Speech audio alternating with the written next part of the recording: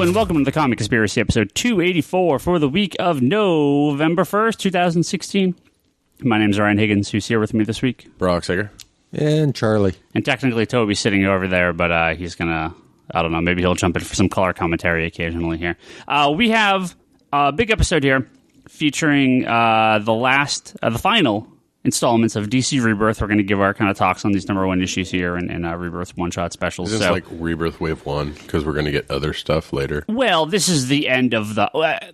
much like the Marvel stuff, I'm not going to talk about every number one they've ever released forever, but since this is sort of this is the wrap-up of the big... it would be fine. Marvel, it's just unattainable. Well, it would be every week we'd be talking about 3 new titles, and that's and half of them, which I couldn't even finish. Well, more than half of them I couldn't even finish. So this episode's going to be basically finishing up the last couple months of Rebirth talk. So, when the new ones come out, February, I believe, is the next launch. There's only 3 titles coming out that month, so it's not like there's very many. It's Super Sons, Justice League America, and... why am I blanking on the third title? It's not Legion, is it? No. Oh, well, not important. We'll deal with that in February. I can't remember what the third title is. I can't remember what it is. Super Sons. Oh, and Batwoman. That was the other one. Oh, yeah.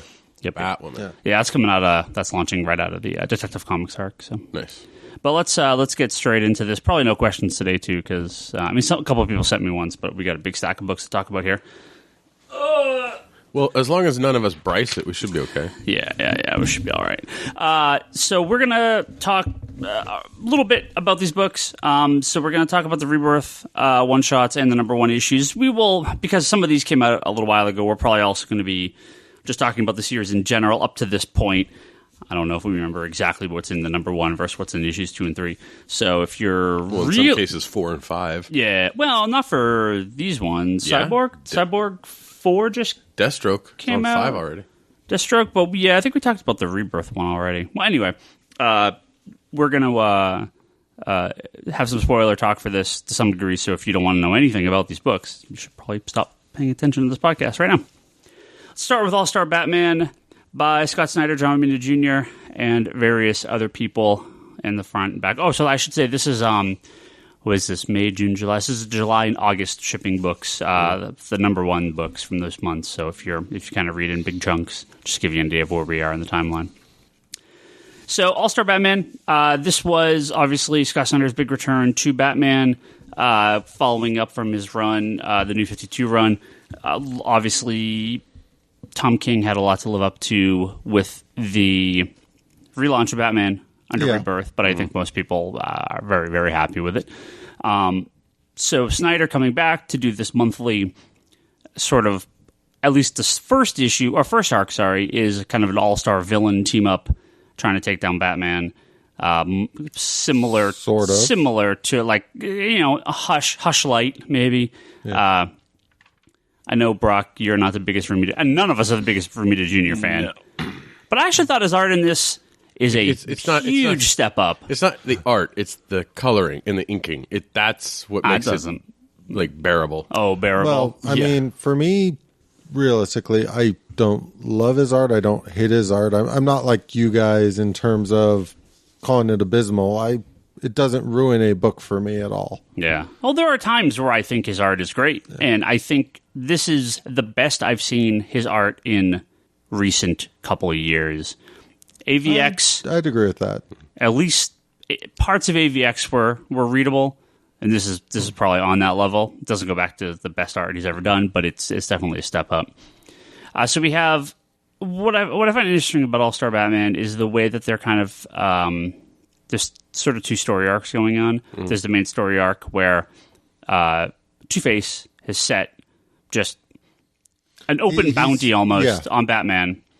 And then there's this other story that's happening kind of at the end of the issues and in the backgrounds. Not the Declan Shavley art, not the actual backup story. Not the stuff about Duke. Yeah, but there's this little bit in the backs of the issues that I don't know what's going on, where it's like Alfred is betraying him and Gordon's finding out about the Batcave. And so... And that's the parts of the issues that just lose me a bit. It's like there's... we don't know what exactly those end parts are leading to yet. I think it's an interesting way to tell the story, because you feel like, oh shit, everyone knows who Batman is, and Gordon's going after him in these little backups. Like, how does this connect to the main story? They're not really backups; they're just like flashbacks. Yeah, like at the end of the main story arc. I don't consider them flashbacks. I consider them could be flash forwards. Yeah, we don't know what it is. Well, I mean, because we're told like stuff like 22 minutes. Like, but I mean, with the whole thing of Alfred betraying him, it was that question of, well, who brought down the bat plane or something like that, and it turned out to be Alfred at the end of that issue. Right. And then leading up to sort of, but I mean, they're making it sound like there was the bounty was placed, but then there was a separate plan instigated at the time when the bounty got started to remove the support foundation from Batman. Yeah. Which I'm not really liking that part of the story, because the whole idea of Alfred betraying him and all these sort of steps that are going kind of make it somewhat unbelievable to me right now. Well, we don't know what is going on. Yeah. I think that's the bigger problem, is that whether they're being mind controlled or this is a dream or it's not, it's not what it seems. It's very unlikely. So yeah, we'll see where they go with it. I don't know about you guys, but I'm definitely sticking with this book going forward. Yeah. Oh yeah, I'm still reading it. It's on issue 3. I mean, I enjoy checking it out. Snyder's got enough goodwill with me at this point that it doesn't matter how unhappy I was with an issue or a couple issues. Sure. I want to see what he does. Sure. So let's move on to Blue Beetle Rebirth here. We have Keith Giffen, Scott Collins writing and art. It's both Jaime Reyes, the more recent Blue Beetle, as well as Ted Kord, the original, to some degree. And this is kind of the first time they've really got these guys together, because previously Ted Kord was dead. Yep. So he took over for him. I can't remember. Did they ever actually have them team up or meet in any like crossover or time travel thing? Or not to my knowledge. Because the thing is Ted Kord just kind of appeared. Well, I mean, Ted Kord came back for a little while within the Booster Gold book, and then he had to and he was in take him back. And Kord was in Frankenstein, wasn't he? Wasn't he the one working with Shade? No, that was the Atom, wasn't it? Oh, yeah, that was Atom. Oh, you're right. Sorry, that was the Atom. No, Ted Kord. But was Ted in Convergence at all? No, Ted popped up I want to say Justice League. In like the two-shot issues, but yeah, but I mean, they talked about Ted Kord a bit, but he never really had a major. They haven't really done anything with him. Because I want to say at the end of Forever Evil, he popped up. Yeah, that sounds right. With like Lex. Yeah, that sounds right. His father was That's what it is. That's what it was. So anyway, we kind of Ted Kord being the sort of almost father figure to Jaime Reyes here, is trying to teach him, giving him sort of pointers and showing him how to do superhero stuff. It doesn't seem to be like I was the Blue Beetle before you kind of set up. It's more of the I'll build Blue Beetle stuff for you. Yeah. One of the interesting parts that they got me to at least stick with the first couple issues is Dr. Fate shows up at the very end of the first issue to say, remember how it was magic and then you think it's an alien tech? No, it's actually magic. We're going to go back to it being magic. But I think here's the problem. The Jaime Reyes Blue Beetle series have never clicked with me. The first volume that came out in like the 06, 07 or whatever, it was all right. The villains never worked for me. His supporting cast never really clicked with me. The New 52 series was terrible. I thought I thought it was really bad. My problem with the New 52 series, and every time I've tried to read this character, is every issue 1 felt like I was reading the same issue 1. It's the same like cartel leader lady. And it's the same people. And so, look, I like Jaime Reyes within a team when he was on the Teen Titans. He was cool, and I've liked him in a lot of situations. Loved him in the in a lot of the episodes of Batman Brave and the Bold. But his ongoing titles have just, I don't know. Never but this really one worked with me. Felt different, at least. It a little bit. The Rebirth one felt different, but when you got to like issue 1, issue 2, like honestly, I read issue 2 and I was like, I'm done. I read the Rebirth and the one shot. I haven't read 2 yet. I'm kind of on the fence. I like Ted Kord, but he's not really Ted Kord in this.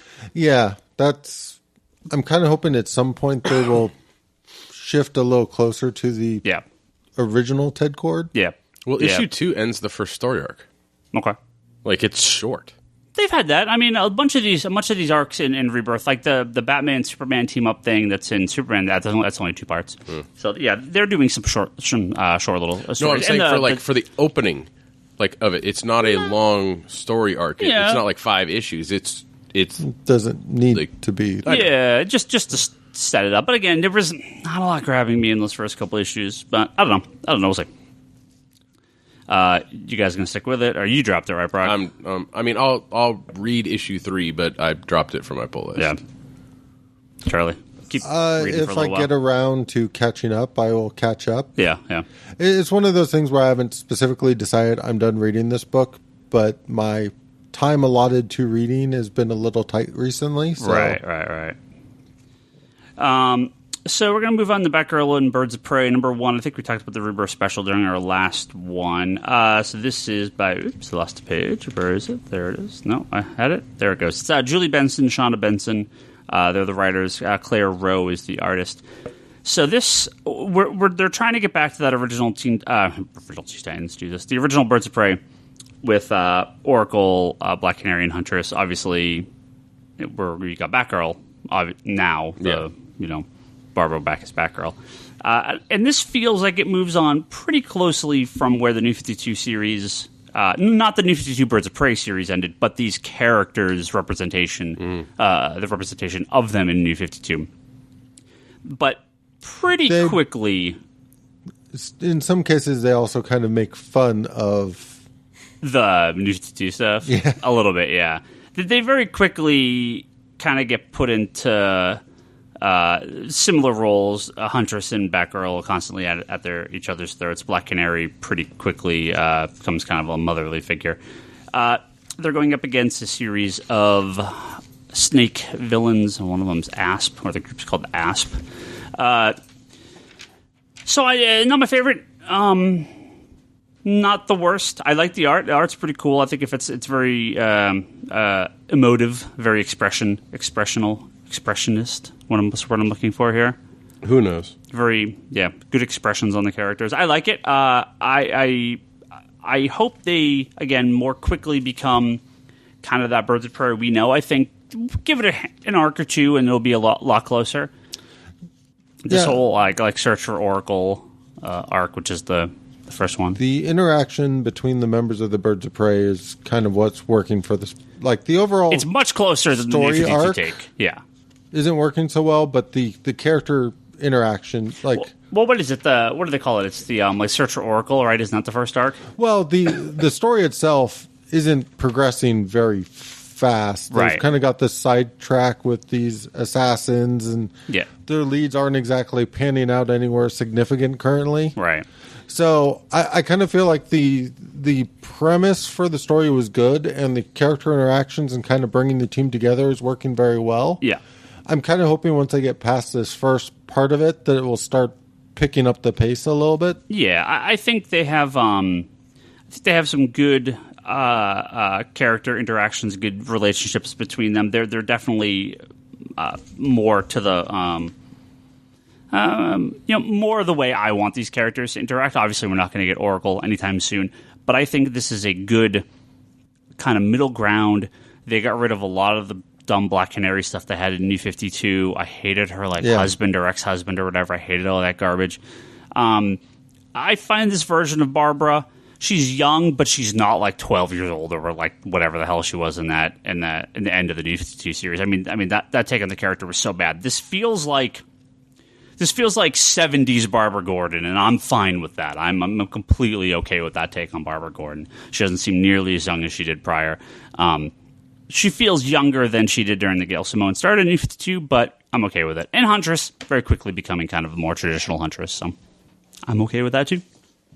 Yeah, the book didn't do anything for me. The nice thing is, with what they've done, is you really don't have to have read anything that was going on in Grayson. I mean, they reference it a little bit, but Yeah. They've done a very good job of just basically saying, look, these are the characters you're already familiar with. We're not going to get too bogged down in what we were doing before. Well, I think you can pretty easily take Helena Bertinelli from the regular DC universe, put her into Spiral as part of Grayson, and then quickly take her back out and put her in the Birds of Prey. Yeah. I mean, it's that's possible, all right? I feel like, that works. That makes sense. I can see that if that's sort of their long-term plan here.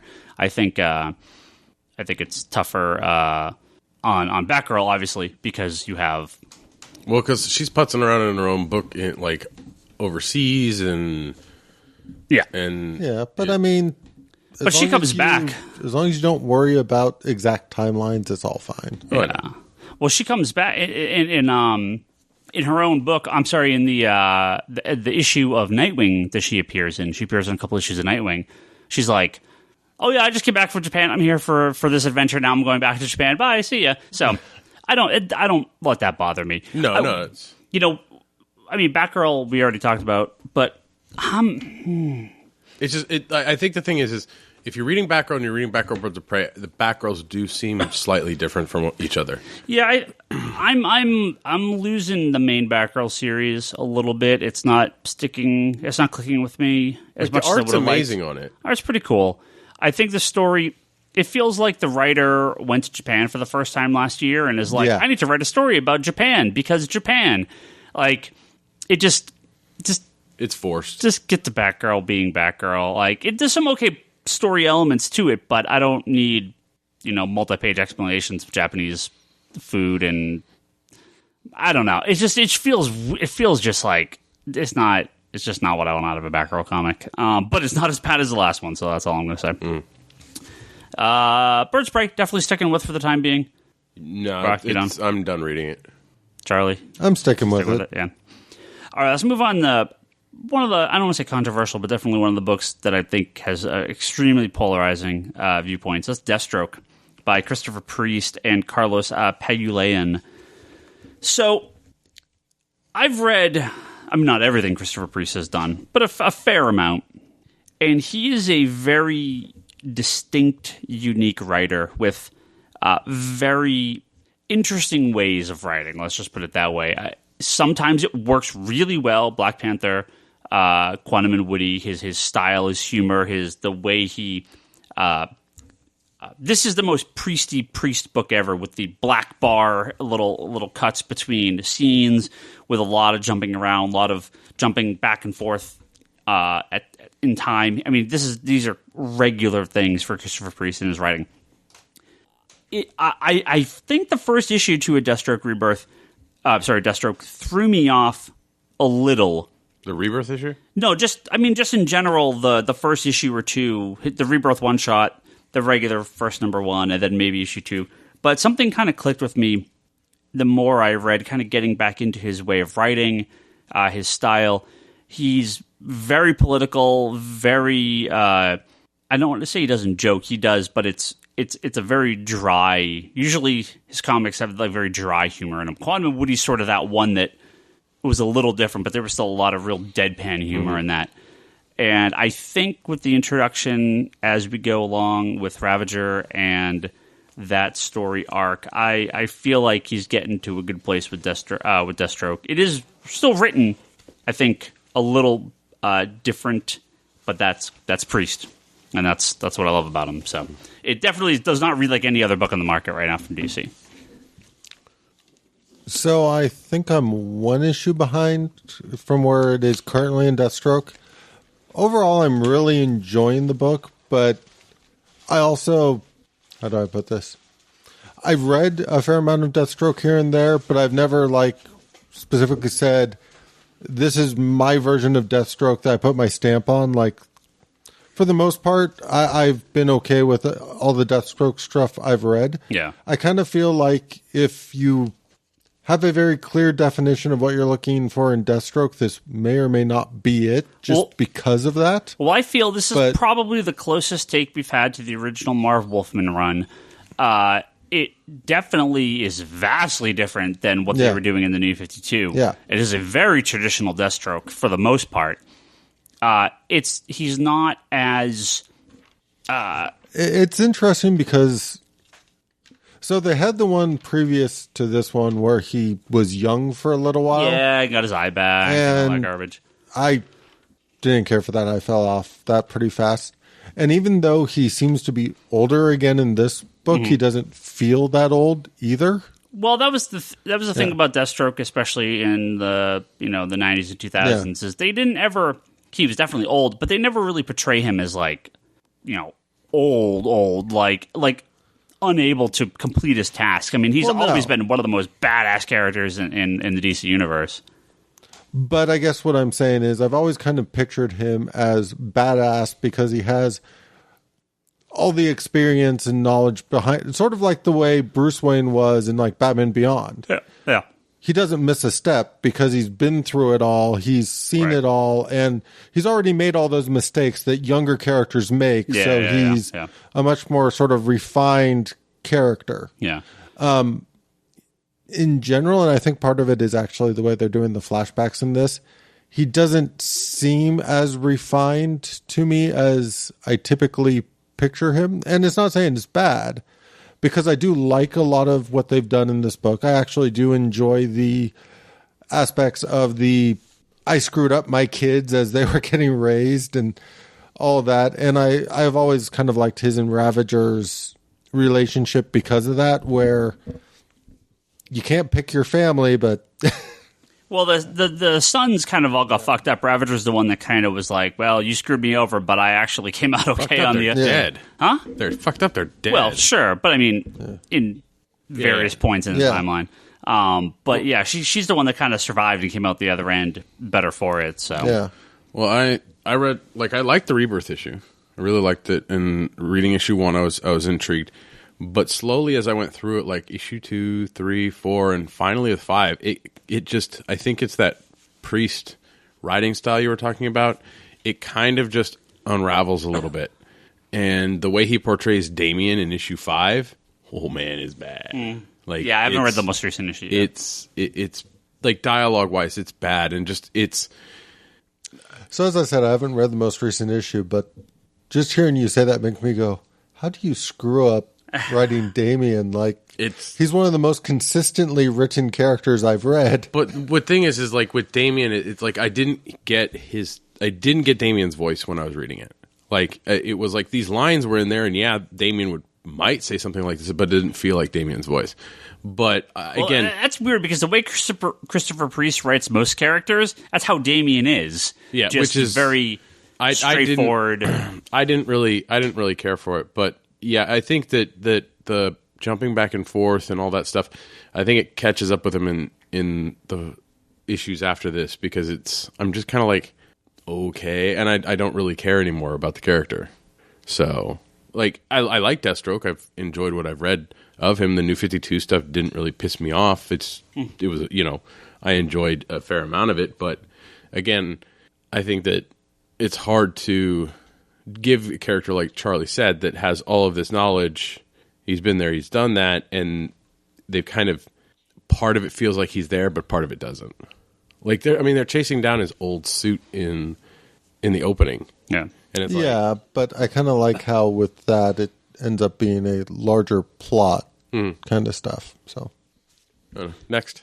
We're going to move on to Harley Quinn by Amanda Conner and Jameen Palmiotti. And this is a continuation from issue 30. Chad Hardin. Yeah, so this is actually one of the ones I have not read yet because it is one of the rare books in Rebirth that is 100% just not a relaunch in any way, shape, or form. It is directly continued from the end of the previous series. Mm-hmm. So Harley's Harley. I can't comment on the issue specifically, but I know of the New 52 series. I'm just getting a little...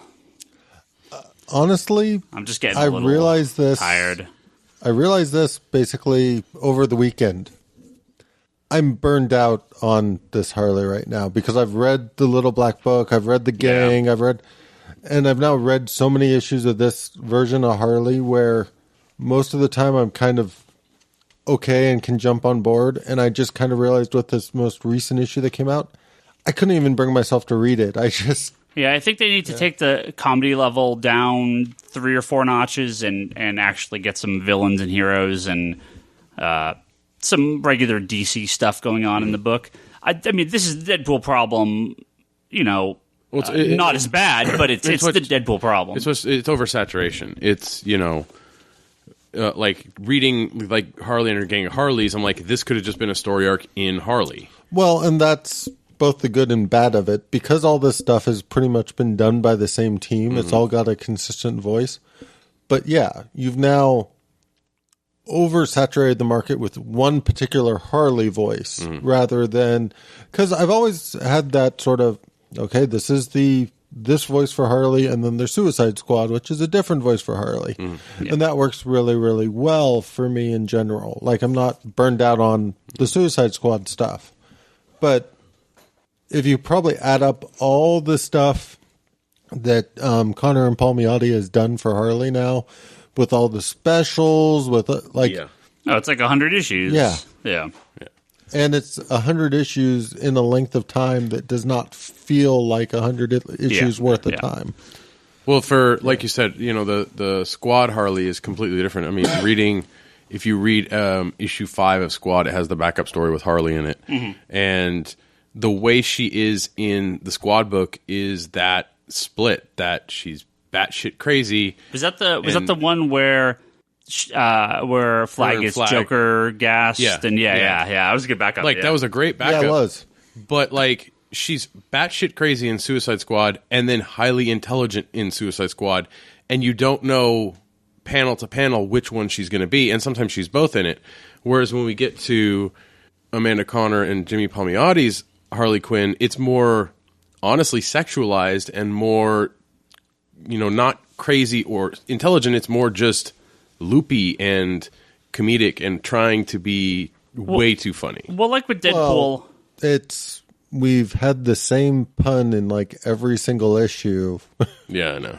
With Deadpool, I like a little more funny Deadpool in a more serious situation with regular characters.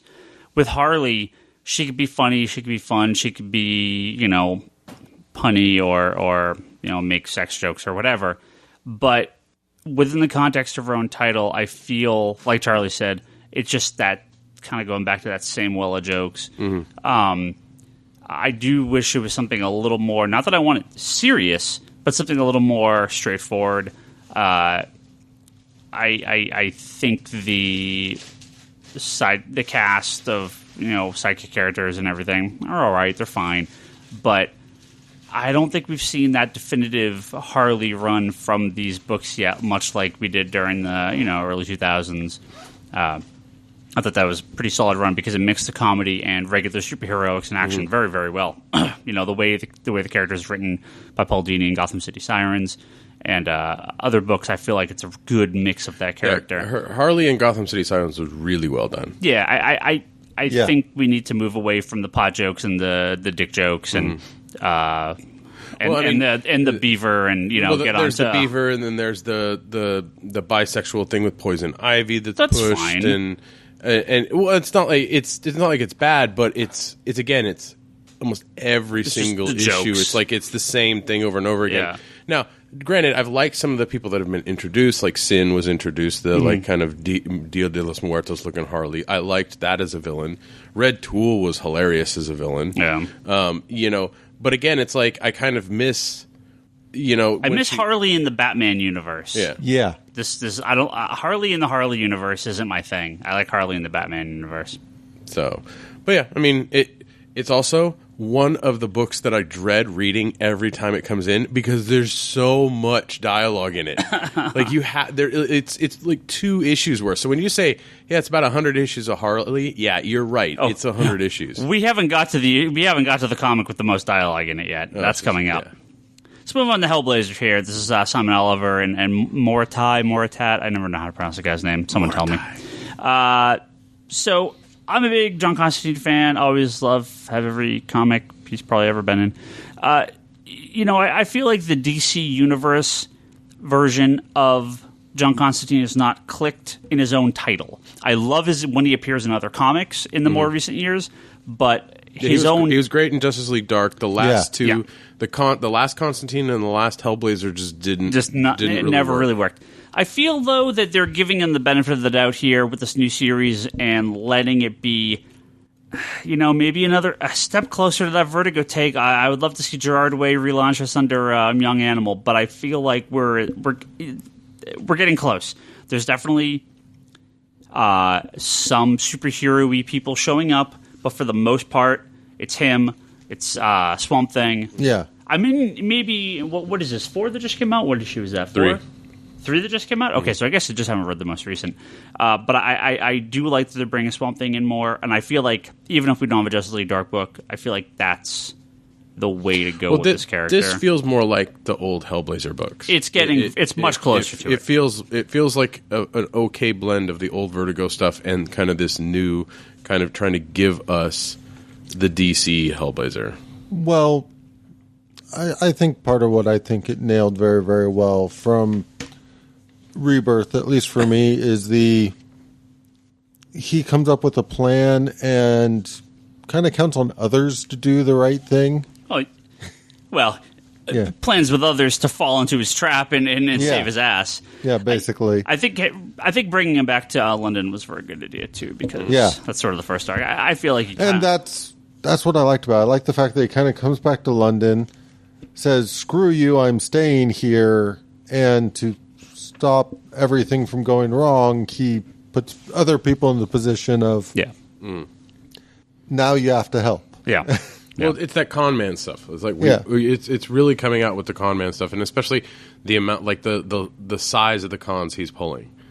I mean, what was it, the Rebirth or the first issue where he like tricks that demon? It's the demon in the first in the Rebirth. In the Rebirth one, okay. And that was great because it was like he put basically the entire city at risk, and pulled it off. But it's John Constantine knows what he's doing. Yeah, that's the thing, is it's John Constantine. But yeah, no, I liked it.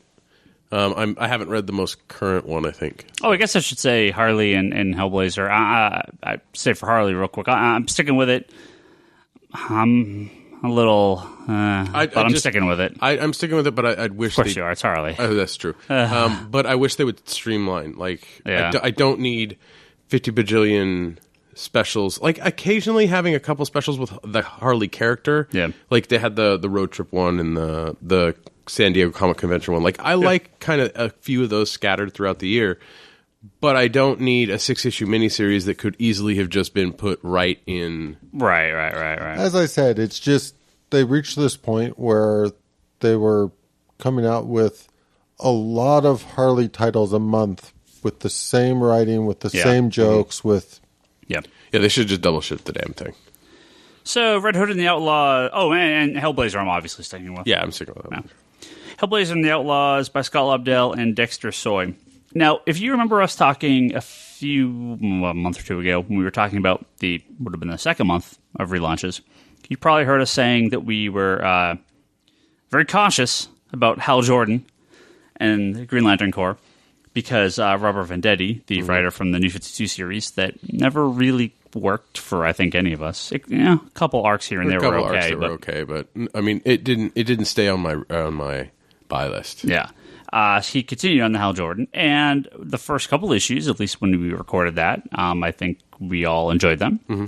And I could say, now that we're definitely 5-6 issues in, Hal Jordan, Green Lantern Corps is awesome. Oh, yeah. Yeah, it's been really amazing. So whatever Jeff Johns pulled Venditti aside and told him, it's like Johns is just putting his words through Venditti's mouth and onto that page. Like... I mean, it's not going to be the best. It's not like the John's best, but it is definitely such a step up from where Green Lantern was during the New 52. It's solid again. It's like it's very solid. When Venditti took it over, it felt like it fell down a couple flights of stairs. Yeah, and then he finally got his footing a little bit, but he wasn't sure. Yeah, and then it's like, well, what I really like about it is. I've been saying for a while now that the best Lantern book was Sinestro because I couldn't read the other Lantern book for the most part and say I was enjoying it, where Sinestro was building up and doing all this stuff. And then Vendetti basically went, okay, that book's doing everything right. I need to bring the Green Lantern Hal book into Hal. Basically, and really kind of use that to springboard up the Green Lantern Corps again. I mean, it could just be that Sinestro is such a great villain that anyone that writes him just writes better. Yeah. Because that's, I mean, it feels like not a direct continuation, but very similar in tone to that Sinestro book. Yeah. So, but the reason I mentioned that is because Red Hood and the Outlaws by Scott Lobdell, definitely one of the creators that got some of the most shit during the New 52 run, and I defended for a while. I stuck with that first series, but boy, by the end of that first series, I was struggling. I couldn't care less. I could care less. I couldn't care less, whatever the expression is. You didn't give two shits. About Red Hood's, like, otherworldly, I don't know what they called it. Do you remember that group, the old lady and like the ninjas that taught him and what were and they all that? called? Like, who even cares? And they kept going back to that, and like, I don't know. Well, and the really bad, like I stuck with it through some of that, and then what really lost me was when they brought the Roz and the League of Assassins in. Yeah, and I was like, I felt bad for you, Charlie, because I was like, this is bad. It got real bad. Yeah, like I read through that, and then as soon as they dropped the racial goal stuff, I stopped. Yeah. Well, so they relaunched that as part of their kind of end of New 52. But that was Red Hood and Arsenal. And I gave it one issue, and I was like, this is trash. Oh, it was horrible. It was terrible. So I was very, very, but I was like, oh, whatever, I'm going to read every number one. Again, that magic sauce with Rebirth, something clicked. Red Hood and the Outlaws, fantastic book. Love the first few issues that have been out so far. This is the magic. It's the evil Trinity, right? It's Red Hood, Bizarro, and Artemis. It's a great counter to the main characters. Dexter Soy, his art's incredible. I love the art. And I love the way it's unfolding story-wise. Like, it's a slow burn, but it's going slow, building up. Red Hood's going out on his own, and through the motions of his plan, he's sort of picking up allies along the way. Yep. And meets up with Artemis, and then they kind of team up, and now they're Bizarro just came out, and they realize what they have. Right? They realize, oh shit, I've been sent here to steal a Bizarro. So if you skipped out Red Hood and the Outlaws because of the previous runs, do yourself a favor, go back and pick this up. It's really solid first couple issues. Yeah, I enjoyed the Rebirth issue. Yeah, a lot. And then the first issue, was basically kind of like, okay, what is Red Hood doing? And then, bam, you have the end. Like that, Artemis is the last page, and you're like, ooh, let me see what issue 2 is about. And then you get through issue 2, and then, bam, guess what? There's that splash page again that carries you to the next issue. So, I mean, it's definitely not one of the books that's on the top of my list, but it is enjoyable enough, and I'm going to keep going with it. Yep, I really like it. Supergirl Rebirth by Steve Orlando. The Rebirth special was by what's her name? Manuela Lupacchino, who's what a great artist. What a great artist. The main series is by, let me get the name here. I had it, now I lost it. Get it here. It's Ching, Ching, but I don't know their first name. DC, why don't you have your letter columns all in the same? Brian Ching. Art-wise, let me just say, get Lupacchino back on doing the book, because Lupacchino's super good. I don't mind Brian Chang's art. It's a little sketchier. It's a little rougher. I think it's a good fit for the character, but Emanuele Lupacchino is such an incredible artist. So, like, look at that. Look at this page. If you get this half-page spread where Supergirl's, or this full-page spread where Supergirl's coming out of the sun. Oh, my God. Such a good page. Such a good page. Yeah. So, Supergirl is one of those New 52 characters that I get where they were going with. They wanted someone darker. They didn't want someone that was this nice, bubbly, they wanted to kind of edge it up a little bit. But boy, did they miss. They missed the target with that. Just this dull, bitchy teenage girl, and no no emotional attachment to this version of the character.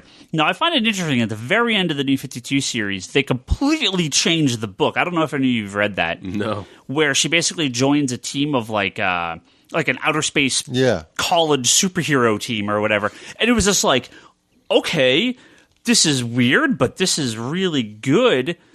And then the book just ends, right? They get like their one arc and then the book's over. So I don't know if they were maybe kind of building up to something already and realized just they were so off the mark with this take on Supergirl. But Steve Orlando, I think, a great handle on the character. It's funny because it basically copies a Supergirl show just as Supergirl moves channels. It completely changes its location and major characters. But yeah, what I like is it's a good mix between sort of comics and the show. Yeah. Yep. Like, they're not trying to copy exactly everything that... Major. I mean, the DEO and what's her face? Can't remember her name now. But they have Cat these Grant. sort of younger parents without the sister, and like it sets up the general premise of how Supergirl is going to be raised. Yeah. But without the jump ahead with all this little stuff. I like they have her in school. She's kind of got her high school problems, trying to figure out how things work and keeping the secret identity under wraps. So a good take on the character. Maybe not definitive. Yeah, we're only like 2 issues in. We're only 2 issues in. So, but definitely a solid start so far. I mean, I definitely on my. I think you're right about the art.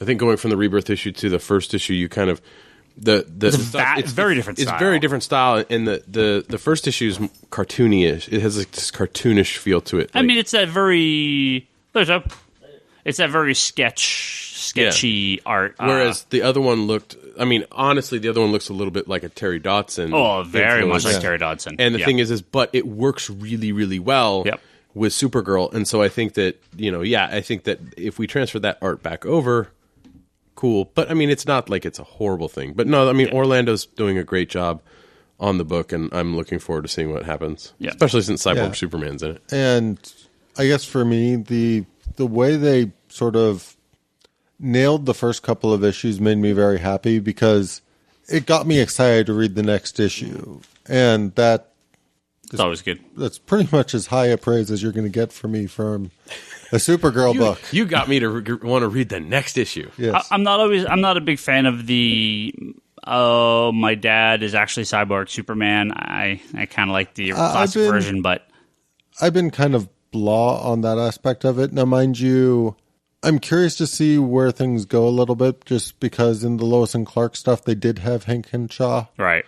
So there's all sorts of ways they could go forward. Right. Yeah. So earlier we were talking about Supergirl, definitely on my continue to buy list. Mm-hmm. A little bit ago we were talking about the books with the most words. Just got the best words in this book.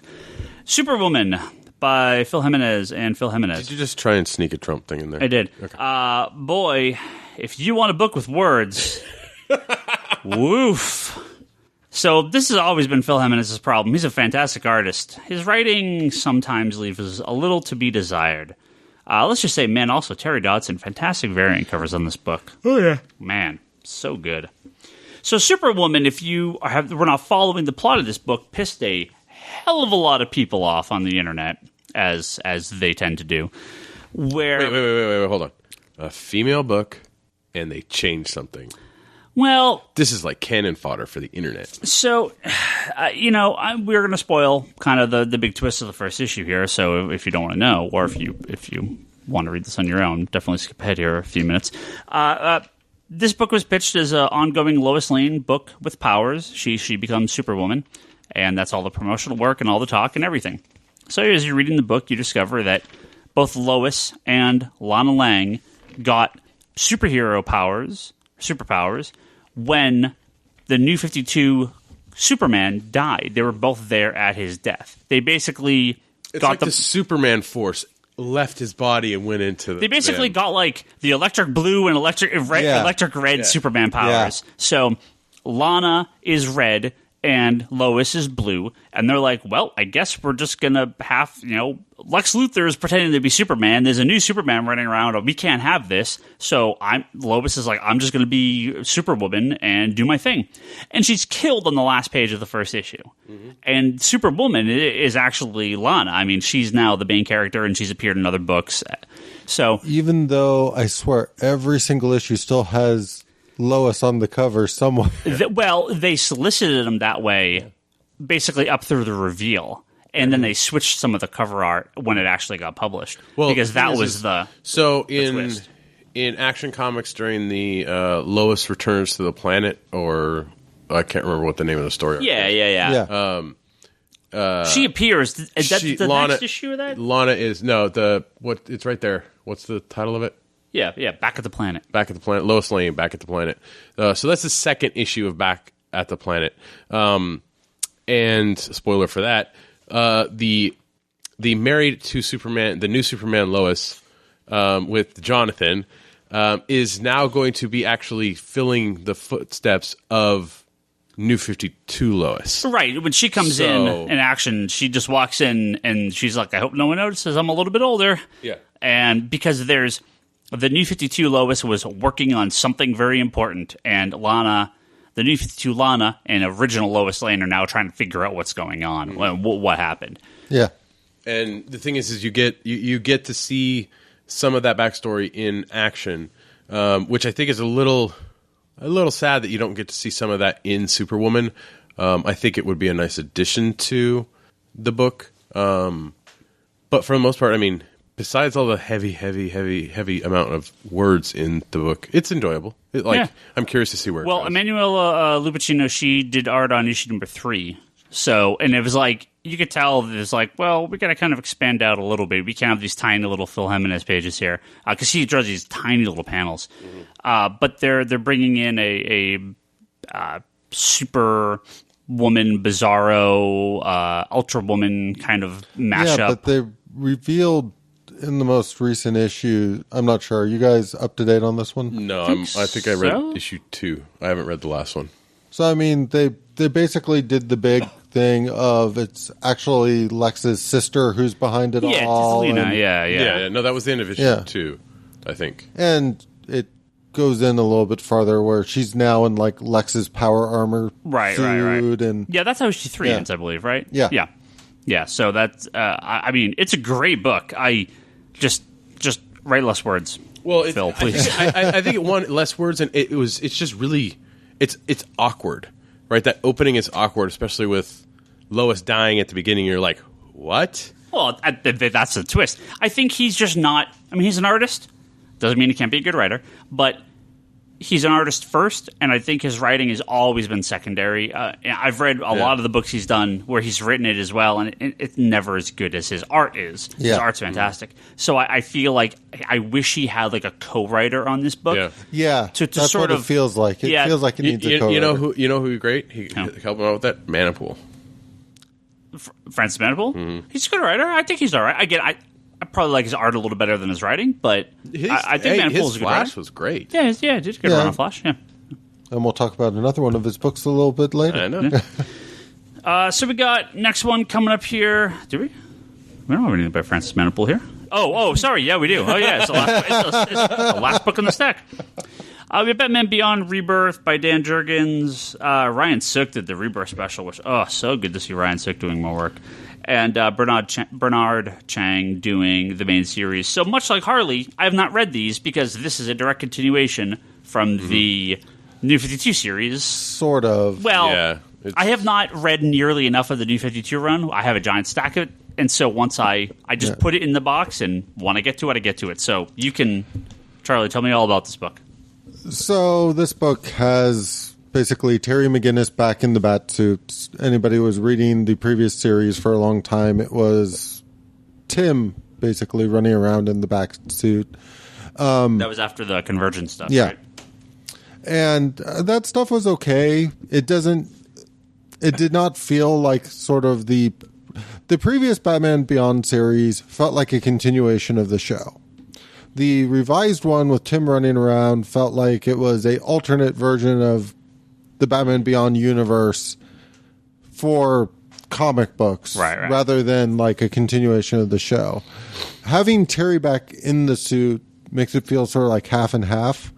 What I do like about it, though, with the sort of establishment of Terry was out of action for a long time, and when he comes back and is kind of getting his footing again, one, he needs to spend a little more time to get fully up to speed. He can't just step right back into where he was when he got taken off the board, and they're doing a very good job of having him try to just pick up exactly where he left off and falling on his face because of it.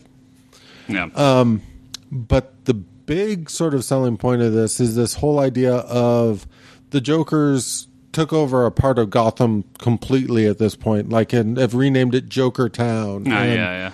They've done a good job of explaining what their end goal is now, and I don't really want to spoil it, but I like the end goal in here, and I'm wondering in terms of the show versus comics, depending on if things that happened in the show happened, it has some interesting implications to it, what they're doing.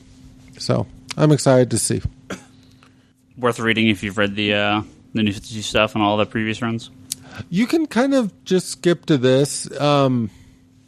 I fell off for a while on the Tim stuff, and I was aware that they brought back Terry, and this literally picks up with the Terry stepping back into the mantle. So I think that's how the last series ends. Yeah. So this, you don't necessarily need to know exactly where he was. They fill you in well enough within this book. Yeah. But I mean, obviously, like a lot of the books that carry over directly from reading the last arc of the previous series is probably a good idea. Just because you'll have the full picture.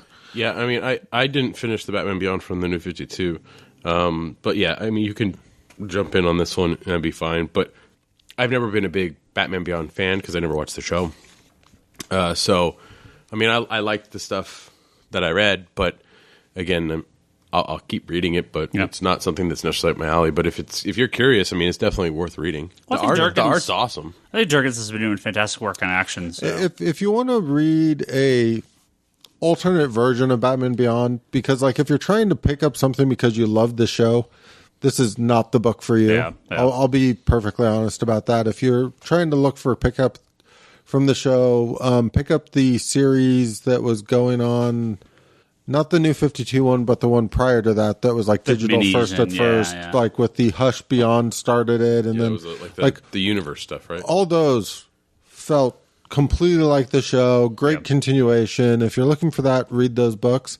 If you want to see sort of what would be considered more of an Elseworld for Batman Beyond, like the idea of, okay, if this was a continuation of Batman the Animated Series went to Batman Beyond, this is Batman Comics goes to Batman Beyond. Right. And I think it's worth exploring. I think you'll see a lot of familiar characters and backdrops and stuff because it's still Batman Beyond, as it were, but it's not going to feel like the show. And you just kind of have to understand that going into it. Yeah.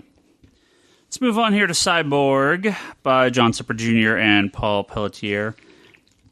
So Cyborg is one of those characters where I like the character in a team setting on the Teen Titans, but his rare solo adventures have been nothing special to me, at least. I did not get into the New 52 series or the first couple issues to care one way or another. I read through. I think I got all of it. It was okay. Yeah. So I was excited for the Rebirth book to see what they could do with it and start it. And I thought the Rebirth special was interesting enough. I mean, he's fighting was a Kilgore, I think, in the second issue. We get kind of a regular history of Cyborg and his kind of backstory. And so I have one thing that kept me reading and one thing that kind of turned me off of the series. So the kind of big reveal in the Rebirth issue, at least, is that he finds this recording of his dad saying, did I do the right thing? Have I created Frankenstein's monster? Or is this he basically says, is it my son or is it some sort of program approximation of my son kind of thing?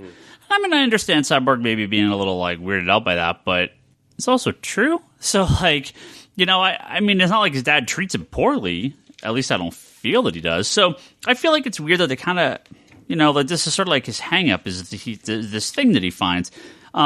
The thing that got me to read at least another couple issues is this last page kind of shocker where you see all these sort of robotic versions of robotic characters from the DC universe. So the Metal Men, Cyborg, Superman, Red Tornado, what's his face, Robot Man from Doom Patrol, OMAC, and a bunch of others. There's like some, cybernetic war that's coming with these characters, and it appears to be like some cyborg version of his dad. Like, I don't exactly know who this character is, but I've been struggling with the book. It's probably one of my least favorite books of the series. The ongoing title is just, I'm just not into his regular cyborg adventures. I mean, I love the character. I mean, again, one of those characters I probably owned every appearance of Cyborg. I mean, all the Teen Titans and his various appearances like Justice League and New 52. So I don't dislike the character. I love Cyborg. He's an awesome character. But another character where I feel like his solo title is just not really doing anything. I think too much of the time in his solo title focuses on the wrong thing. I don't know. It's just, I too love the Cyborg character, and I kind of love everything he can do with his technology. I love the idea of I even love the idea of the Cyborg from like Teen Titans Go, who's always tinkering with cars and doing all this stuff. Like, I don't really feel the need to read a Cyborg story that's all about, am I man or am I machine? And I kind of feel like there was an episode of Teen Titans Go where the whole idea was we have to get serious. Yeah. And that's what this book feels like. It feels like they kind of went, we need Cyborg to get serious. Well, this is the problem of adults reading comic book characters for 40 years, because you kind of maybe do have to redo that story occasionally. But when you've seen it 3, 4, 5, 6, 7 times, you're like, oh. Well, okay. I think that the last series of Cyborg, like the reason I enjoyed it was it felt initially in the beginning, it felt really close to the Cyborg that Johns gave us in Justice League. I didn't get that at all. Where we had the the relationship going on with his father and Star Labs and all this stuff, and like I was like, oh, okay, cool. But I think that it's just more of what Johns already did. Yeah. I think that the difficult part is they went towards this, Muppet Man thing, right? Instead of Muppets, it's a machine. And it's this constant battle. Are you a battle. man or a Muppet? Yeah, I'm a Muppet of a man. I'm a Muppet of a machine, or a man of a machine. I don't know. But it's. I think that the difficult part is that I want to see Cyborg doing cool, like I think there was the last issue of the series. It was really kind of just him kicking ass as Cyborg. Like it was just him being like him being his character and kicking some ass. And I think that when you go to that whole man versus machine, they're throwing the love interest stuff in there. It convolutes the character way too much. And I think that you need to. That's stuff that doesn't need to be constant in a book like that. It's more stuff that you see kind of on the fringes of a book like that. But, I liked seeing all these techno villains like Kilgore and all this stuff. And like, I want to see... They didn't do anything with them. Yeah, but I mean, but that's the thing is like... I hate Kilgore. Stupid-ass character. But you G. But one of the things is like part of over. me is when you look at the last page of the Rebirth issue and you're like, oh shit, is that his dad brother Ide? Like they haven't followed up. But on they that, haven't. have they? No, they haven't really followed up on it. And I'm like, what is going on here? And we're on issue 4 now, and 4 comes out this week. But even reading issue 3, it's like it's just. Issue 3 is just himself, like, having so much self-doubt the whole issue. And that's my issue with the Cyborg title in a nutshell, is I am really tired of the self-doubt. I just, as you said, I want Cyborg taking advantage of the capabilities only he has. Mm-hmm. Like, he's the fastest man alive in the digital world. Like, he's the Flash of technology. It's more than that. They're always saying how Cyborg should be more relevant today, and look a at stronger his character today. Look what Johns did in those couple arcs with Cyborg and Justice League, or that arc with him in Justice League during Final Crisis. That was awesome. Yeah. Like, I don't see why. Like, where's that? It wasn't it was Forever Evil. Forever Evil. I'm sorry, Final Crisis. Yeah, Forever I'm Evil. right there with you. Yeah, where's that take on the character? Like, he was great in that arc. And that's my issue. That's the Cyborg I think they need to lead with. They need to give us that promise of this character is a bigger deal now, and he should be a bigger character now. And they sort of made it very, very clear in like Flashpoint. The Flashpoint Cyborg was the big hero of the world, and he carried all that very well on his shoulders. I don't see why they can't just give us that in a Cyborg book. Well, I think also when talking about his story in there, this is a perfect book to give us those secondary characters that we see in the Flash TV show, like Cisco, and like it's a perfect book for something like this. And if they had him playing more, if they have him hanging out more with Star Labs, and if they wanted to do that, I'd be okay with that. Yeah, because that's the thing is if he's still kicking ass and doing all this stuff, and it's like, and he's working with people on the level, like Cisco's level, or or Caitlin's level, like that to me is what really establishes the book. All we get from this is a self-doubt. Like, is it just the part that's human of you? Is the self-doubt part? Is that the only human part that's left? It doesn't feel right. And the secondary characters we get, his dad and like the lab techs, it's like, well, what's the lab tech? Love interest. Yeah, I don't know. Just not going anywhere. Yeah. I mean, I'm getting issue 4, but I probably will stop getting it after the first arc. Yeah, I don't think I'm sticking with it. So we have Teen Titans Rebirth, second to last book here by Benjamin Percy and John Boy Myers, although no longer. Myers is off the book. I think he only did the Rebirth in the one-shot. He left the book, so we have some different artists. The Rebirth one-shot? He did the one-shot and the first issue, and then he's off the book. So I don't. I haven't read the first issue yet.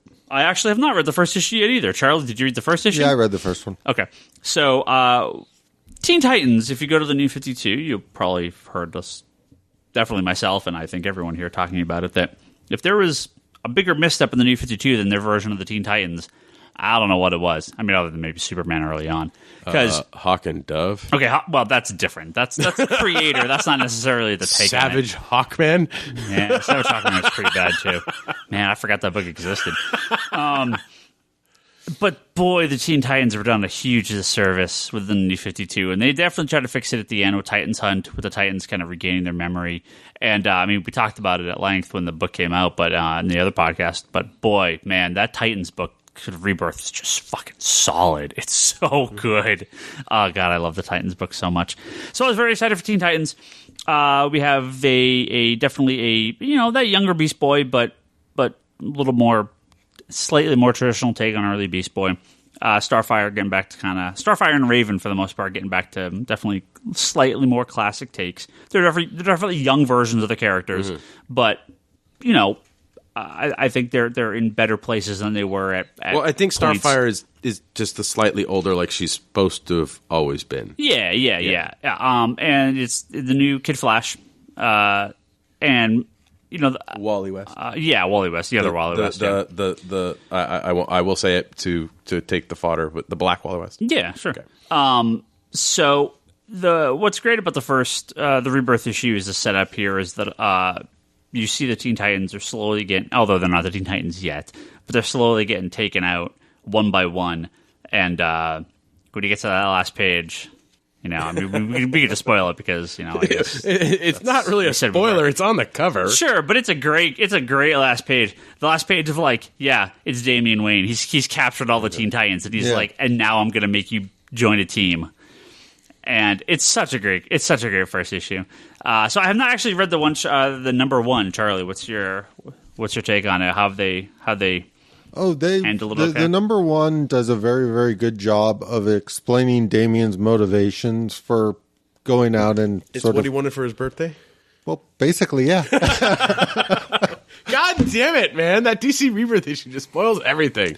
No, but what I liked about the first issue is it does a very good job of painting the picture of the fact that Damian needs friends, for one thing, and the fact that he's under a lot of pressure because, as the cover of issue 1 actually gives away, Ra's al Ghul's got some plans.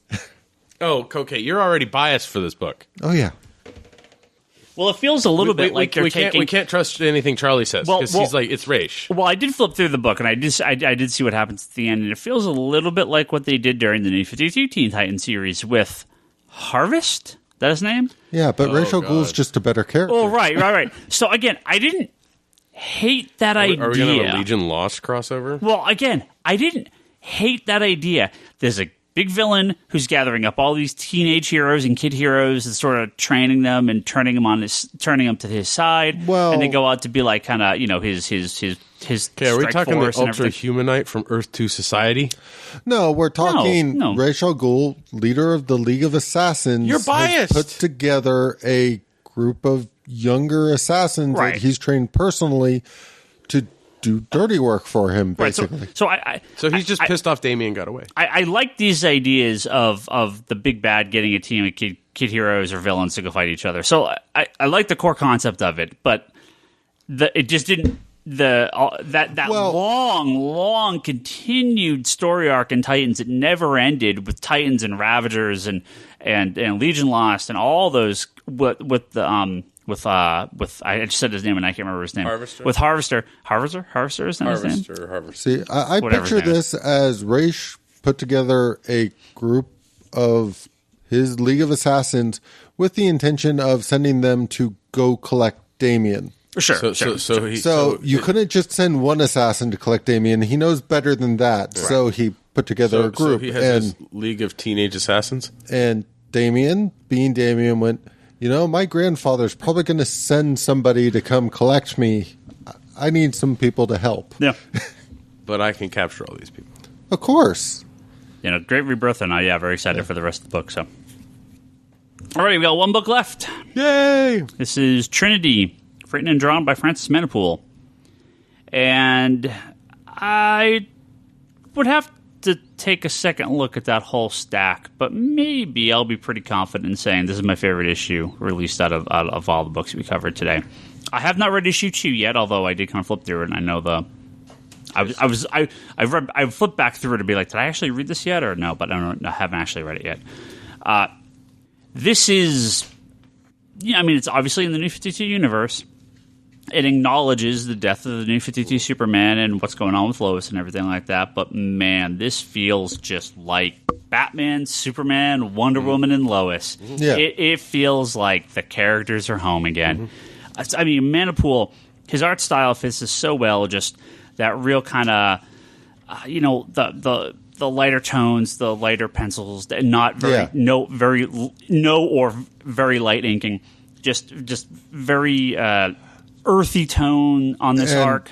I really like the whole premise of this particular issue is very down to earth. It's not here's your big bad. It's not there's nothing in the first issue. No, it's like the equivalent of the old JLA JSA. Let's all have dinner together. And I love the fact that Lois put this all together. And let's get everyone. Yeah, and it was very, very strong. Yeah. Well, it really does feel like a good book that kind of gives you. It's like a palate cleanser for these characters. It's that. We've talked about it at length before on how you have writers that write these epic story arcs, and then you just can I get a break for a second? And Trinity feels like it's that book that's the break, right? Yeah, it's that palate cleanser. You finish reading. And issue 1 does a very good job of giving you that sort of emotional connection to the characters. And issue 2 continues that. Yeah. And I really like that. I really like the fact that the core of this book are these 3 characters and the sort of emotional core between the different characters and between you and these characters. Yeah. And well, I think that's, especially with Superman, the way Tomasi writes Superman. And to some degree, what we got from Tomasi's Batman and Robin, we really get this feeling of, yes, like, even though this is not the New 52 Superman and Clark is not trusting of him and Wonder Woman's just kind of, yeah, I'm okay with it. Yeah. It's nice to see them together in a book where we're going to see what they're doing, but we're also going to get kind of that feeling of getting to know these characters on more of a street level versus. Well, yeah, this is a downtime, and it's always very important to have that part of these characters. I think a lot of people, if you go to the X-Men, a lot of people love the big X-Men issues where they're fighting, Phoenix or Magneto or whatever, but everyone remembers the X-Men issues where they just play baseball, right? Yeah. I mean, you just don't see that in comics a lot these days. Yeah. And this issue of Trinity really felt like that, where it's just, this is just it's just, we're just going to recap goofy adventures. Yeah. I mean, they acknowledge stuff like Batman's rainbow suit, which is like a Golden Age thing. So that, at least to me, it feels like we're bringing back this sort of whatever continuity you want to acknowledge and use, we have on here. Well, it's like issue 7 of Superman, where Clark, Lois, and Jonathan, fair. Where they're at the fair, Fantastic and it's just a fun issue. And that's the thing is I think that comic book readers and a lot of us, especially kind of the old timers and the people that have been reading comics for a very long time, we really like these palate cleanser issues, these standalone issues, or even these stories. You need them sometimes, yeah. Yeah, I mean, because it's good to have that because it grounds you again. It gets you kind of, okay, they're superheroes, but they're also, they have human lives or real lives. So I enjoyed the first issue. I haven't actually had a chance to read issue 2, but yeah, it's like one of the next books in my stack. So. All right, that's Rebirth. So, end of the year, we're going to do our kind of top 3 books from every company. What I actually think I want to do with DC, pardon me, started to cough there. What I actually think I want to do with DC is I want to do our top 3 Rebirth book and the top 3 non-Rebirth books, because I feel like the books they're doing, if you want any New 52 books, obviously. But we also have the Young Animal titles. We have the Hanna-Barbera stuff. We have Vertigo. We have all the non-Rebirth books like Death of Hawkman, the Dead Man miniseries, Gotham Academy, Dark Knight 3, Raven. So, I mean, DC's cranking out a ton of books right now. And the Rebirth stuff kind of feels like it's a very special thing on its own. So, we're going to... Some of those non-Rebirth books we'll talk about at length more during our end-of-year episode. And... God, for like 2 months. So, fairly soon, actually. Yeah, because 2016 is... We're already in November. It's already November. Yeah. Thank God this year is ending. Yeah, I'm sure you hear lots about Flintstones and a few other titles. So, if you have a favorite Rebirth book or ones you particularly really like, let us know. Shoot us an email. thecomicconspiracy@geekbox.net. You should just start a poll and have a link to it. You could do that. But next week, we'll probably read some questions and some people's comments. Oh, sorry. In 2 weeks, we'll read some questions and some comments. No. You need to explain to our audience why they will not get enjoyment on Wednesday morning after either A, the horror, or B, the apocalyptic end. Well, like why are we not making them happy after either one? In 2 weeks, we will read comments and questions about the New 52, about Rebirth, or the end of the New 52 if you want. Next week, we will not have a podcast because I will either be drinking or drinking heavily on Tuesday. So are we going to actually just party at your house tomorrow or on next week and like Twitch stream it? No, I'm going to be here. I'm going to put out the books. I'm going to drive home. I'm going to sit glued to my television until I can safely go to bed. Drunk or slammed? Just until I feel it is safe to close my eyes. I seriously thought, no, I think we could do a podcast, and now we are a week away. I can't. I cannot. I can't. If you have not registered to vote, it is very much too late. If you are registered to vote, you should vote on Tuesday if you don't do early voting. Like, actually, a lot of people. I already voted. I voted weeks ago. So voting is very important, and you should do it. So go vote. Go take next Tuesday. Go vote. We're not going to be doing a podcast. It's important. It's an important day. So we will, however, return the week after with a brand new episode of the Comic Conspiracy. I'm going to extend out our... We'll have sales chart numbers. We should have sales chart numbers, right. Yeah, I believe that... I don't think that's going to hit next week. Are we going to have plenty of tissues for Bryce if he's on? Hit the week after. And Bryce... Will Bryce be on that week? He might be. We're going to wrap up here, but before I do, I have a bunch of stuff, so don't hit stop yet. If you listen, if you're a backer of ours on Patreon, you will hear the new Bryce Briefly that is going up tonight. It actually meant to go up last week, but I left it here on my laptop and didn't take it home. Smooth move, there will also be the second episode of Toby and Charlie's The Roundup, talking about TV shows and movies and stuff that aren't as geeky as what we talk about here. Yeah, for the most part, we talked about a variety of new shows that started this season this time. So both of those are up on the RSS feed, which you can find at patreon.com/Comic Conspiracy. And if you subscribe to that RSS feed, you get them automatically in your feed. And all you got to do is donate or give us at least $1 a month on Patreon. You get access to all our exclusive bonus content that's on there. So go check that out. We do want to thank a bunch of our backers here because it is that time, although not everything's processed, but almost everything has. So we've got to thank our good friend Albert Soy, of course, with Mr. Plant Soy. Everywhere, his app on iTunes. Check that out. Julian Titus has a Nerds Without Pants podcast. No pants! Waiting for it, Toby. Where is it? No pants! From a city where no pants. At pixelbit.com. What the fuck was that? That's Toby. That's my Toby from 20 miles away. Ryan Hess has the Preach Podcast at soundcloud.com/Preach Podcast. Make sure to check that out. They talk a lot of video games and good stuff on there. Jody Lawson is Canon, the Triad Comics Anthology at triadcomicstudio.com, as well as a few of our other friends, Manoa Place, Sam Shea, and Talon Bray. Thank you guys very, very much. We appreciate all your monies. And I hope you guys go visit some of their websites and check out their podcasts and their apps and their comics and everything. I'm going to real quickly run down a list of all our other, some of our other mid-tier backers here. So, All right, go. You can do it. I'm going to do this real quick. One breath.